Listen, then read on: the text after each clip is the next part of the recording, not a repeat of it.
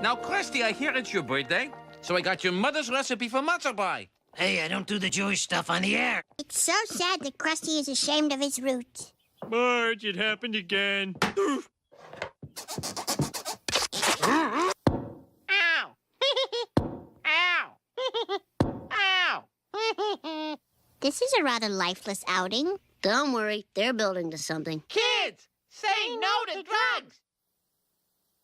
That's as bad as the tasteless Itchy and Sambo cartoons of the late 30s. The writers should be ashamed of themselves. Cartoons have writers? Sort of. Oh, yeah, well, you and I could write a better cartoon than that. Write a cartoon ourselves? Third notice? Final notice? Some guys are coming. What's this? An invitation to our high school reunion.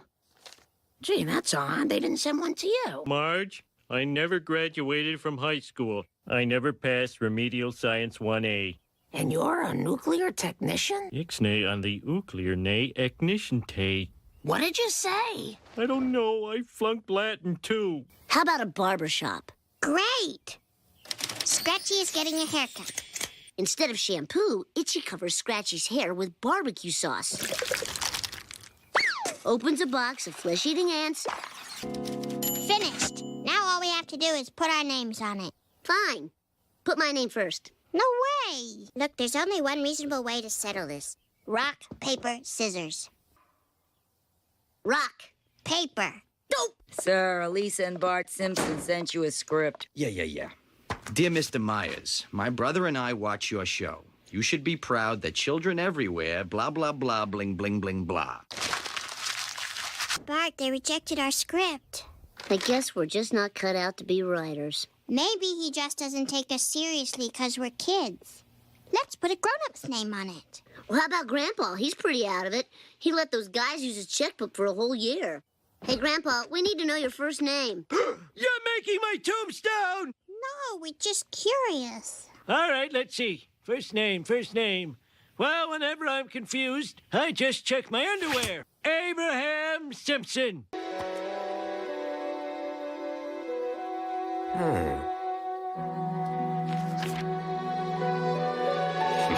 Phone call, Simpson. Is this the Abraham Simpson who wrote the Itchy and Scratchy episode? Ishy and what?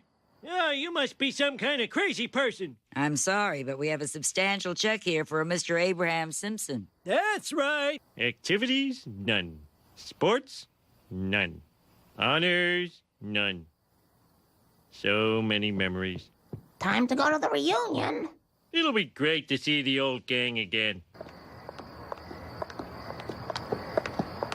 Hello, Principal Dondelinger. Oh, Marge Bouvier, it's so good to see you. Sorry, sir, we're not letting vagrants sleep in the gym tonight, but we will be putting some scraps by the back door.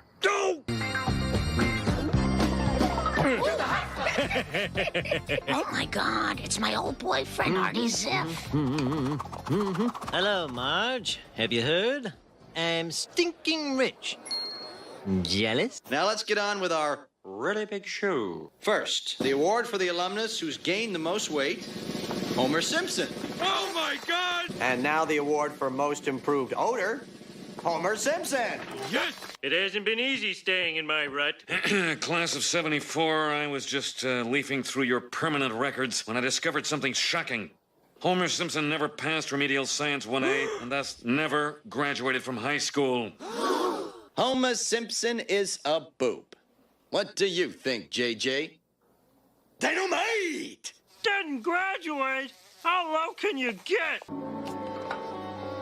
Marge, I have my pride. You're a writer, all right. All right, here you go, Simpson. I want another one. You're a funny guy. How would you like a staff job? I'll start you at $800 a week. My chest hurts. All right, leeches. I want you to see what a good writer looks like. Abe, tell him about your amazing life. I spent 40 years as a night watchman at a cranberry silo. Wow. So, this patch steadily releases nicotine into my body, eliminating my need for cigarettes. Bart,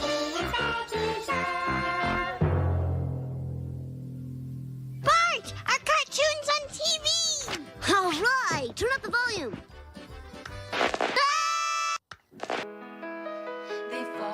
Ah! son. I was on my way home from work and thought I'd drop by. Oh, you have a job?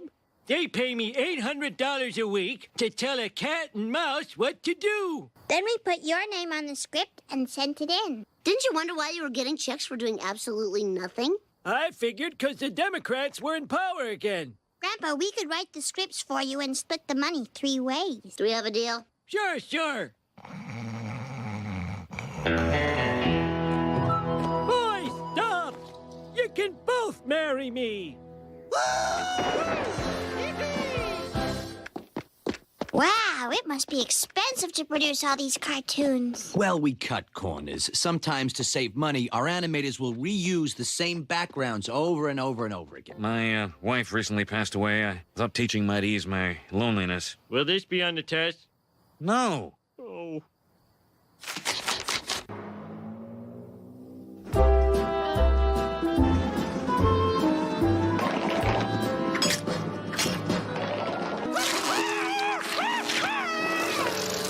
Now I'm going to burn this donut to show you how many calories it has.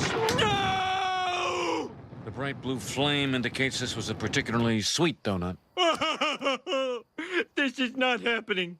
This is not happening. You're so good, I fired the other writers. From now on, the fate of the entire company rests on that delightful coconut of yours. Mwah!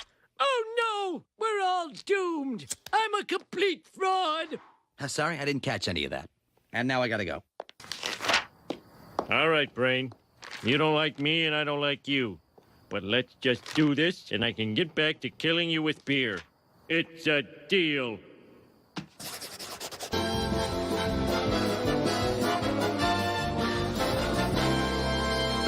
And now, to present the award for outstanding writing in a cartoon series, Krusty the Clown and Brooke Shields. Cartoons have the power to make us laugh and to make us cry. The nominees for Best Writing in a Cartoon Series are Strongdar, Master of Vacom, The Wedding Episode. Finally, Itchy and Scratchy, The Little Barbershop of Horrors episode. And the winner is... Itchy and Scratchy, Abraham Simpson Rice. It was disgusting and violent. I think all you people are despicable. For shame! Here, kids. I guess you deserve this.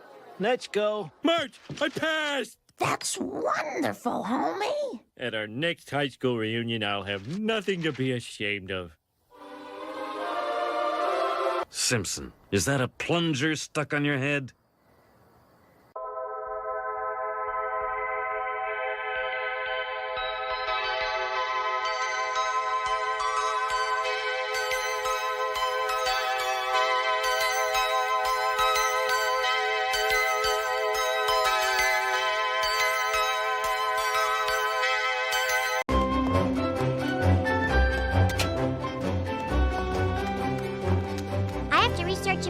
Where did all the books go? Books? Books are for Square. There are hardly any books at all. No books? But Krabappel wants a paper on Henry VIII. I know a little something about history. Gather round. Henry VIII had everything he could want, except a son to follow in his footsteps. My name's synonymous with gluttony. I'll always eat a turkey or a ham. Stop singing that song. We all know who you are. Your Majesty, I know you want a son, but must we discuss my womb in front of the entire court? Messiah Jude. Messiah Jude. Father dearest, I am the son you crave. I'm smart, athletic, and ever so masculine. I could have married the King of France. He wasn't so preoccupied with procreation. Ting-a-ling-a-ling. Know what I mean? Anne Boleyn, loyal subject, big fan. Modern Wench magazine dubbed me Anne of the Childbearing Hips. Yes, wide hips indeed. I want to marry Anne Boleyn, but I can't chop my wife's head off because her father is the King of Spain. Divorce? Sire, there's no such thing in the Catholic Church. But it's the only church we've got, so what are you going to do? I'll start my own church. What? And because you stuck to your principles, I'm going to canonize you. I can see my house! So grow a penis or get lost.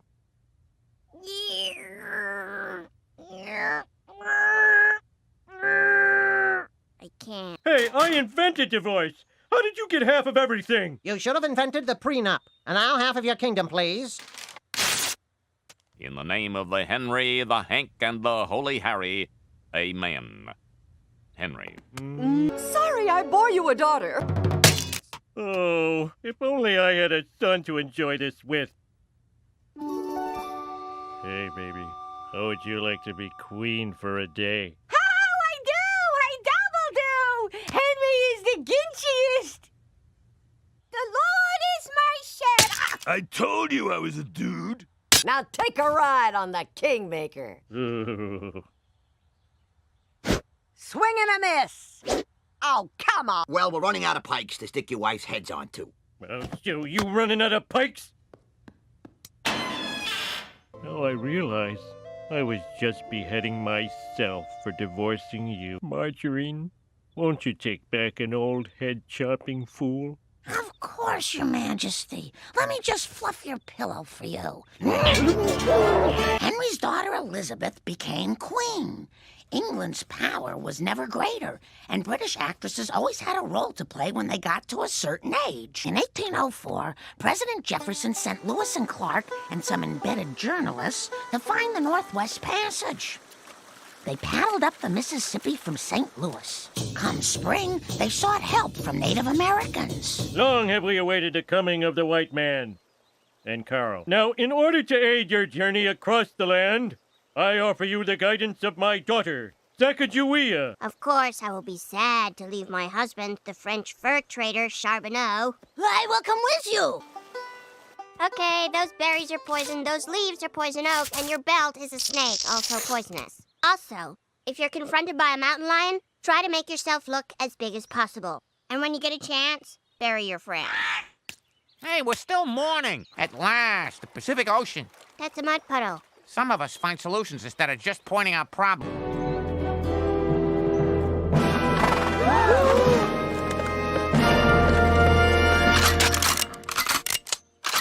Ah, my brother-in-law. I haven't seen you since I killed all your buffalo. Water under the bridge, eh? Eh? Don't forget the eyebrows. No, you could be a little more grateful to us for civilizing you. I am the only reason you guys made it this far alive. From now on, you're on your own. We're big! Which you mountain lions find terrifying. They remembered what I taught them. Look, the Pacific Ocean. We made it! We discovered the magnificent Pacific Northwest. What is that, a quarter? A Chuck E. Cheese token? No, it's a Sacagawea dollar. You can trade it in at the bank for a real dollar. Bart, what famous historical figure do you want to write about? I don't know. Boogeyman? Come on, Bart. We can make this fun. History's like an amusement park. As a young prodigy, this popular musician wowed audiences across 18th century Europe. And now, the star of our show, my son, Mozart. Hello, Vienna! Are there any aficionados in the house?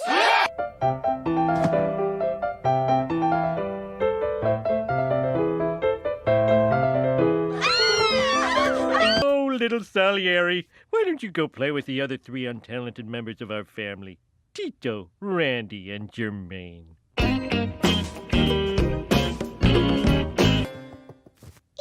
a plague rat.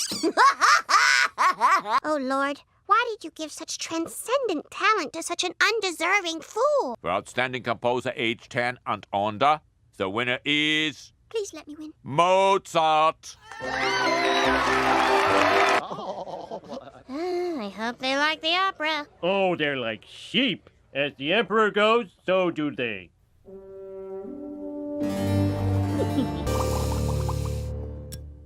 Knocky knock. Beans, oh beans, delicious in your mouth. But watch out when beans come out down south. The Emperor finds it boring. Then so do we. Ooh.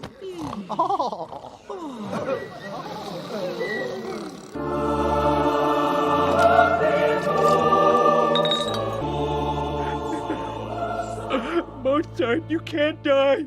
I never wanted you to die. I just wanted to destroy your talent and your joy. Dear sister, I have a confession. I'll be cool forever. Eat my pantaloons!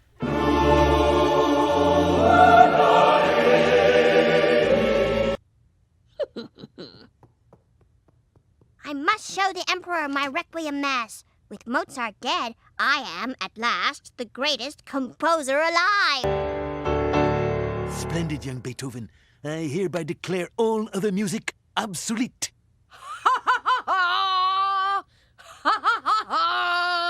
That's the life of Mozart. Thank God he died young. I've got to get dinner on the stove. Mom, that sounds a lot like the movie